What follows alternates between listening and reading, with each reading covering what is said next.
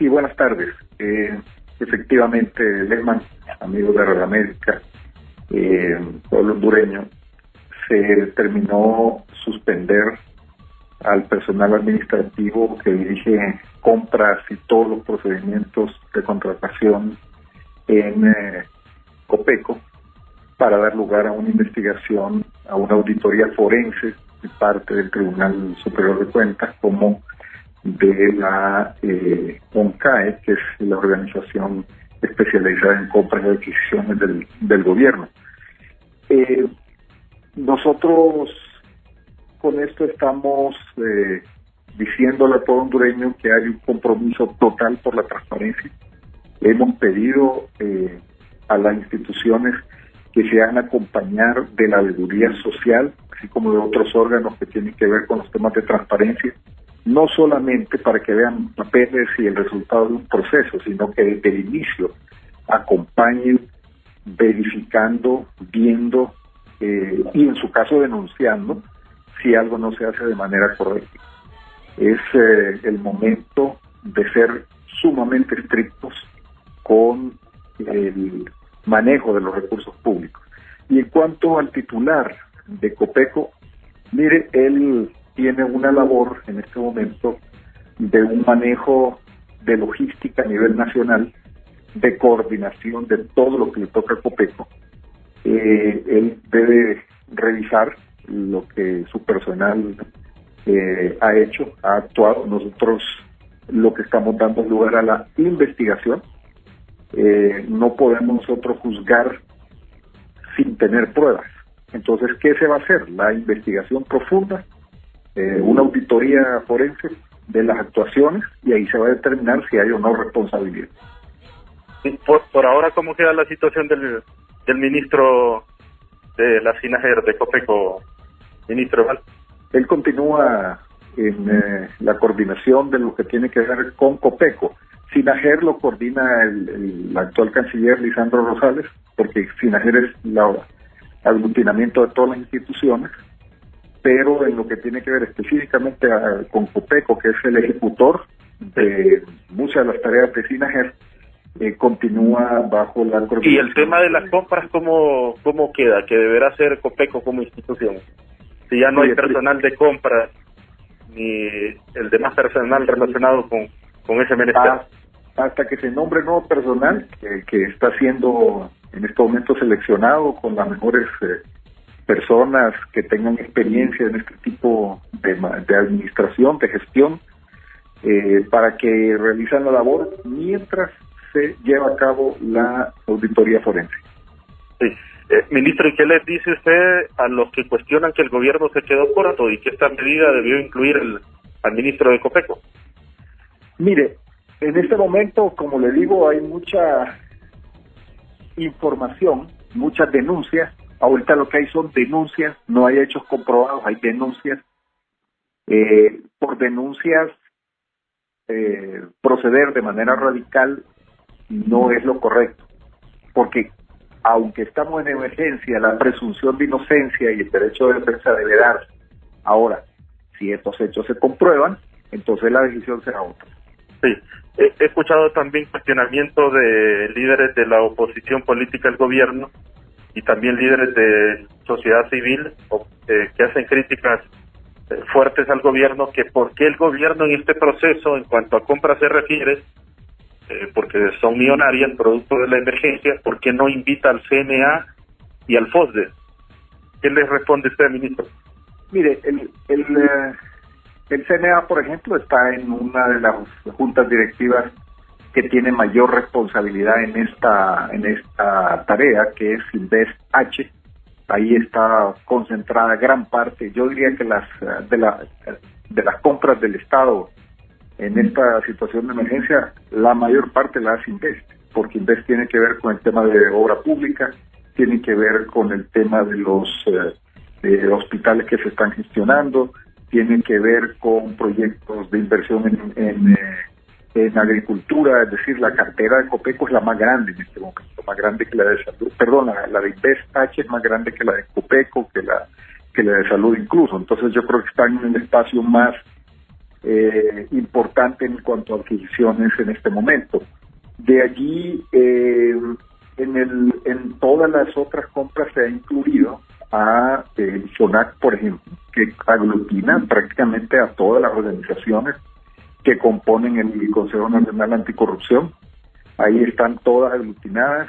En el caso del FOSDE, ellos permanentemente están haciendo evaluaciones, mediciones, yo creo que si ellos se agregan a las organizaciones que están haciendo veeduría, es factible que participen. Aquí no están las puertas cerradas para nadie. ¿Están invitados entonces? Pueden hacerlo. Yo creo que deberían hacer su planteamiento de cómo harían la veeduría, cómo participarían. Es un tema que, si ellos como hondureños, como una institución que vive permanentemente viviendo especialmente los temas macroeconómicos y presupuestarios, ellos podrían hacer su participación. Bueno, Mauricio, no sé si tienes consulta alguna para el ministro, te escucha. Sí, solo me queda la duda cuando el ministro, y en efecto así es, en el esquema está integrado en el FONAC, debería de estar, pero en la práctica no. CNA en la práctica no ha salido a avalar, por ejemplo, los informes del trabajo de Omar Rivera. Y otra cosa, FONAC solo aparece Omar Rivera. Las instituciones que forman FONAC, vemos con extrañeza, por ejemplo, que están las iglesias, y cuando uno observa lo que publica el padre Juan Ángel, creo que López, que es el vocero del Consejo Episcopal, lo que hay son cuestionamientos. Y la Iglesia Católica está involucrada en el FONAC. Entonces, al rato, da la impresión de que solo Omar Rivera es el que está poniendo el pecho. Porque él es el que anda y haciendo un gran trabajo con esto de la entrega de las ayudas. Pero insistimos en esto, aunque hay un montón de organizaciones que forman parte de FONAC, no aparecen todas acuerpando todo el proceso o diciendo sí, también las compras que lleva el gobierno hasta el momento, o la veeduría la certificamos. Solo es Omar Rivera el que sale como funcionario del FONAC. Sugerencia, a nivel de sugerencia, ¿no? Para que esto sea con un acompañamiento más. El CNA desde un principio se sintió al margen porque ha cuestionado directamente al gobierno. Y no sé si es que será incómodo para el gobierno tener al CNA validando, verificando como veeduría, aunque el presidente lo ha dicho, pues queremos veeduría. El presidente no lo ha dicho, ha dado orden. El presidente ha dado muestras de que tiene que haber veeduría y tiene que haber transparencia. Pero luego queda la sensación de que la transparencia solo la pueden hacer o Omar Rivera o Carlos, que bueno el trabajo que hacen, vale decirlo, o don Carlos Hernández, que le preguntamos que por qué no se había incorporado y dijo, hasta hoy me lo permiten, dijo hoy aquí en Radio América, ministro Valdía.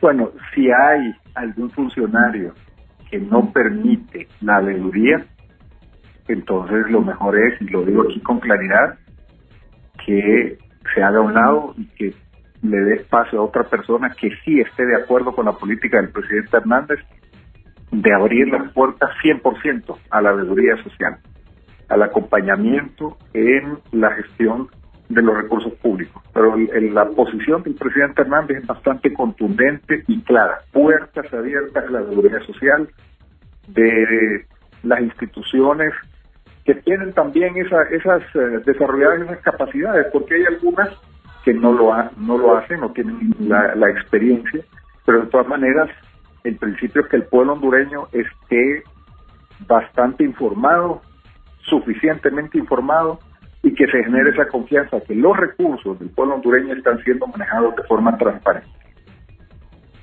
Sí, porque imagínese que hasta la oposición, que tiene responsabilidades en este momento en el Tribunal de Cuentas, está siendo cuestionada, ministro Eval Díaz. Imagínese usted el nivel de duda y de sospecha que hay, que se está cuestionando incluso el papel que están jugando partidos como el Partido Liberal y el Partido Libre, que tienen representantes en el Tribunal Superior de Cuentas de Honduras. Ya se imagina usted cómo está el nivel de la gente respecto del manejo de sus recursos. Mire, aquí lo más importante es la voluntad política del presidente. Hoy hemos tomado como gobierno una determinación en cuanto a una denuncia para que se esclarezca de manera clara, transparente, y reaccionaremos a las denuncias que lleguen por diferentes medios para que se procedan las investigaciones.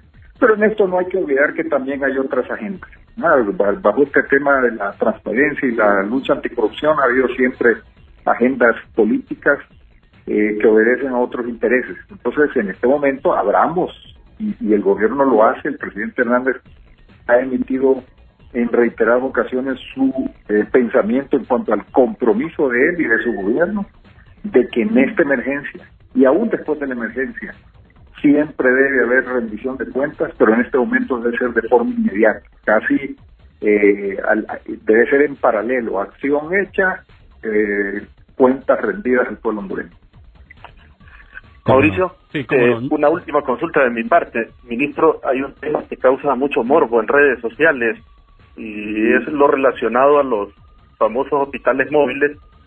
Se hacen comparativos con lo que compró el gobierno de El Salvador, el presidente Bukele. Se dice que con menos inversión son de mejor calidad. Seguramente usted ha monitoreado estos cuestionamientos que se hacen. ¿Qué nos puede decir al respecto? Mire, primero lo que se ha instalado, por ejemplo, en Villanueva no es un hospital, son instalaciones que sirven para poner allí una atención mínima ante la aglomeración de los centros de atención clínica. Los hospitales, que sí ya vienen equipados con todas las, inclusive con unidades de cuidados intensivos, ese se está gestionando a través de Invest. Ya dará información, ya dará de forma transparente y pública ante los medios de comunicación, ante los órganos que llevan la Contraloría de los Recursos Públicos, ya Invest dará sus cuentas de forma, vuelvo a repetir, absolutamente abierta, y entonces se harán los comparativos. En este momento hacen comparativos por internet, se meten en una página de Facebook, y hay mucho rumor, hay mucho ruido en el ambiente.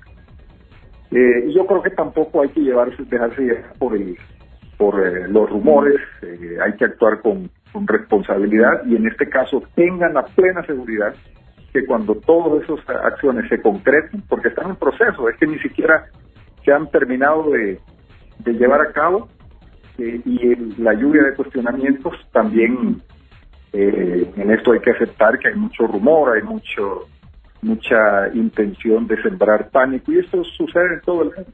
Vean que no solo es en Honduras, pero en nuestro caso, nuestra responsabilidad es rendir cuentas. Ya en vez tengo yo la confianza, y además estoy seguro que ellos así lo harán, darán cuentas al pueblo hondureño de forma amplia, y entonces ya se harán los comparativos, y entonces seguirán los pasos, y ahí se encuentran compras que no corresponden a la realidad, pues así se hará ver, pero no se está ocultando ni se va a ocultar nada, al contrario. El mandato del presidente es abrir totalmente la información. Esa no es información clasificada, esa no es información que deba mantenerse reservada, sino que es información pública. Así que el pueblo hondureño debe tener la seguridad que habrá permanentemente rendición de cuentas de los recursos, del uso de los recursos públicos.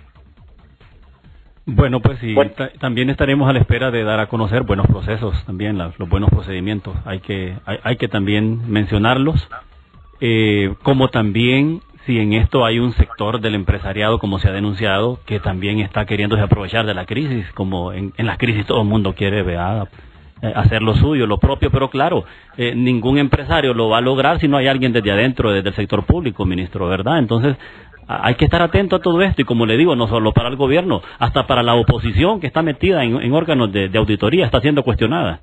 Es cierto, ministro, que hay sectores empresariales molestos y presionando al gobierno porque abran sus industrias. Mire, yo diría que hay presión permanente todos los días. Nosotros hemos instalado unas mesas de trabajo, cerca de 10 o 11 mesas de trabajo, y hay preocupación de parte del sector privado por el cierre de negocios, por la cuarentena, porque está ocasionando un daño en sus flujos, y eso es natural, es normal. Nosotros como país decidimos cerrar y limitar el accionar de la economía para evitar la propagación del COVID-19 y evitar contagios y con ello salvar vidas. Esa es una decisión dura, que efectivamente ocasiona un daño económico. Eso no solo es en Honduras, es en todo el mundo, y quien mejor lo ha hecho está obteniendo mejores resultados. En esas mesas de trabajo ellos nos plantean sus preocupaciones. Nos han planteado, por ejemplo, que abramos restaurantes bajo ciertas modalidades. Son temas que se están revisando, que se están analizando. Otros negocios también, que los abramos. Es decir, la presión a abrir la cuarentena y empezar a permitir es permanente y constante. Sin embargo, nosotros interpretamos como parte de la preocupación que tienen algunos rubros del sector privado por operar ante las pérdidas que están teniendo en este momento, cosa que a nosotros nos preocupa también. Estamos hablando con ellos. Son momentos de mucha presión, ustedes lo entenderán. Son momentos en que todos están preocupados, unos por una cosa, otros por otra. Y nosotros tenemos la obligación de seguir adelante, de manejar la crisis, manejar la contingencia y empezar a pensar también en el futuro, qué va a pasar en los próximos días, cuáles son los auxilios que el gobierno tendrá que dar a diferentes sectores de la economía nacional, cómo los vamos a poner en orden, cuáles son los prioritarios de acuerdo a la conveniencia del interés público, porque al final el gobierno también cada vez tiene menos ingresos debido al paro económico, cada vez menos ingresos y menos capacidad para este manejo. O sea, esta es una situación que nadie deseó. Esto no es un tema que el gobierno haya deseado, mucho menos provocado. Esta es una situación en la que nuestro deber es salvar vidas humanas y no contarlos con miles de muertos. Yo solo pongo así como nos vivimos comparando con otros países en sentido negativo, vean el caso de Suecia. ¿Por qué pongo el caso de Suecia? Son 10 millones de habitantes. Nosotros somos cerca de 10 millones de habitantes. Suecia es un país con un sistema de salud de primer mundo. Son los países donde hay menos desigualdades. Es un país nórdico. Tiene en este momento más de 1,000 muertos. ¿Cuántos tenemos nosotros? Entonces, es momento también de reconocer que hacemos cosas buenas en medio de una crisis. Hay otros países que no le dieron importancia, sus gobiernos no le dieron importancia, y eso les ha costado miles y miles y miles de vidas. Imagínense ustedes lo que está sucediendo en Estados Unidos en pocos días, más de 20,000 muertos. Nosotros no hemos llegado a los 30 a estas alturas, pero ¿qué pasa si nos relajamos? ¿Qué pasa si nos descuidamos? Después no vamos a hallar ni dónde enterrar los muertos. Entonces es una responsabilidad muy fuerte que pesa sobre nuestros hombros, pero también la sociedad debemos estar vigilantes de todo, vigilantes del manejo de los recursos públicos, vigilantes de todas estas acciones, pero también en el marco de la prudencia, en el marco de la responsabilidad, así como, reitero, nos comparamos en sentido negativo para ver qué otros están mejor que nosotros. Bueno, en este manejo de la crisis, en materia sanitaria y aún en materia económica, el gobierno está actuando para que se dé el menor daño posible a la salud del pueblo hondureño y a la economía.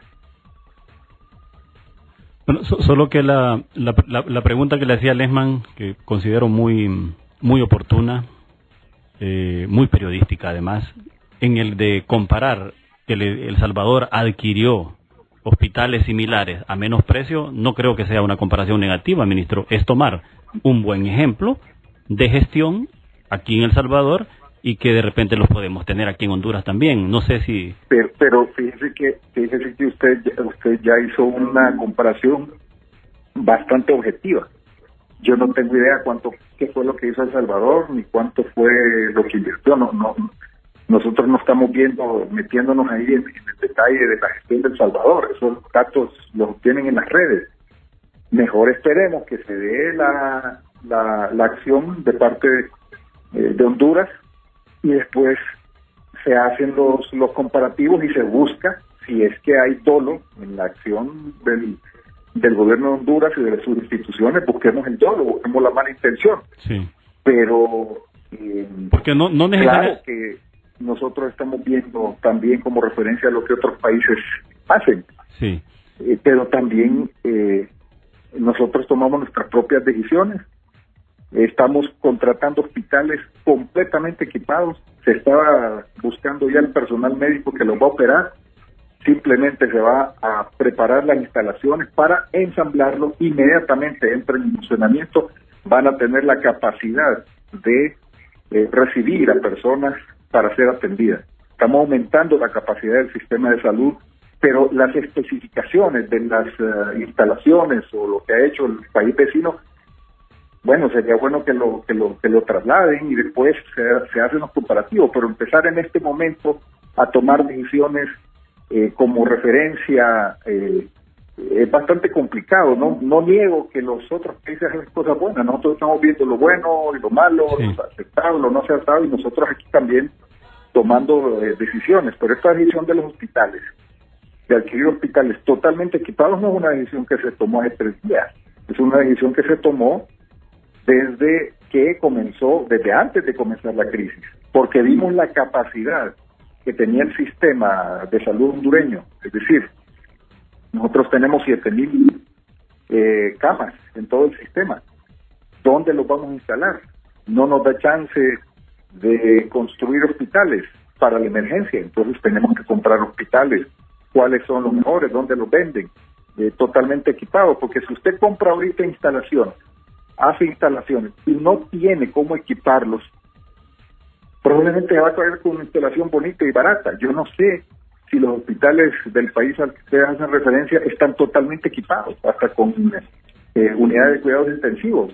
Son esos elementos que cuando uno se pone a verlos y ya de repente sale que no es comparable, ¿verdad? Por las cualidades, las capacidades.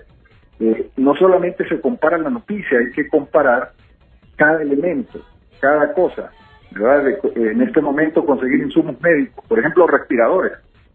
Vean ustedes qué difícil, los países cerraron sus puertas, decomisaron prácticamente los respiradores en sus países porque los dedican para su sistema de salud y atender su propia población. En cambio, nosotros estamos comprando esos hospitales totalmente equipados. Ni siquiera han llegado al país, ha costado mucho, cuesta mucho conseguir en el mercado internacional, en la oferta internacional, todos estos insumos. Y de acuerdo a las especificaciones, bueno, ya se harán las comparaciones, ya se verá si Honduras tomó o no las mejores decisiones. Sí. Pero en este momento, mire, esto es como cuando se juega fútbol y usted le tiene que pegar a la pelota, se pone a comparar, se le pasó la pelota y no metió el gol. Aquí son momentos de emergencia, nosotros tenemos que actuar en base a los mejores criterios, en base a información. Hay permanentemente reuniones, en este momento hay una reunión analizando diferentes circunstancias, se oye expertos. Yo, por ejemplo, tengo reuniones con expertos de otros países que nos comparan sus experiencias, comparten sus experiencias, nos dan recomendaciones, dicen Honduras ha hecho bien esto otro, nos preocupa esto, sugerimos que hagan esto otro, y nosotros tomamos en cuenta todas esas recomendaciones. No solamente es el equipo de gobierno de los altos ejecutivos o asesores nacionales, tenemos agencias, el PNUD, por ejemplo, nos ha apoyado con las agencias especializadas que tienen para los diferentes temas, nos está apoyando con expertos en personas que saben mucha economía en diferentes temas. Entonces, es todo un movimiento que está en torno al aparato de toma de decisiones, que trabajamos desde que amanece hasta altas horas de la noche tomando decisiones, porque de eso se trata en este momento, de tomar decisiones. Y perdónenme, yo no quiero faltar el respeto, pero si nos ponemos a estar como gobierno, estar revisando esto aquí, esto allá, esto y lo otro, se nos pasa el tiempo y no se toman decisiones. Lo importante es que las decisiones sean transparentes en su ejecución, en la contratación, que haya veeduría, que haya acompañamiento y que sean eficaces al momento de implementarse esas decisiones. Así que... ¿Le mostró el comparativo con El Salvador, ministro? Perdón, no le escuché. ¿Le molestó el comparativo con El Salvador? No, porque también está Guatemala, también está Nicaragua. Podríamos tomar el caso de Nicaragua. Nicaragua ha sido muy consecuente en no restringir el movimiento económico. Ese es otro que se le ha criticado irresponsable al presidente Ortega, ministro. Bueno, entonces, es decir, podemos tomar también esa referencia. Podemos ver el caso de de Costa Rica, podemos ver el caso de Panamá. No nos molesta de ninguna manera. Estoy respondiendo en cuanto a la visión que tenemos. Siempre soy bastante enfático a la hora de hablar y responder las preguntas que ustedes me hacen. Sí, y no es el propósito molestar, es el propósito de animar, que entendemos que es el propósito que ustedes tienen de hacer una buena gestión, porque es una mejor gestión. Y no es simplemente que sospechar de que hay dolo porque allá se hizo de esta manera y otro no. Bueno, habrá tiempo para seguir platicando, ministro, sin lugar a dudas. Y fíjense que cuando le trasladamos cosas así no es de El Salvador o de otros países, es parte de la veeduría también, porque ustedes pasan muy ocupados, ustedes no tienen tiempo para estar viendo qué está haciendo Bukele. Eso lo vemos nosotros aquí. Exactamente. ¿Me entienden? Lo ha hecho muy bien. Sí, entonces nosotros le vamos a estar trasladando lo bueno que hacen allá para que ustedes se den cuenta, ¿verdad? Para que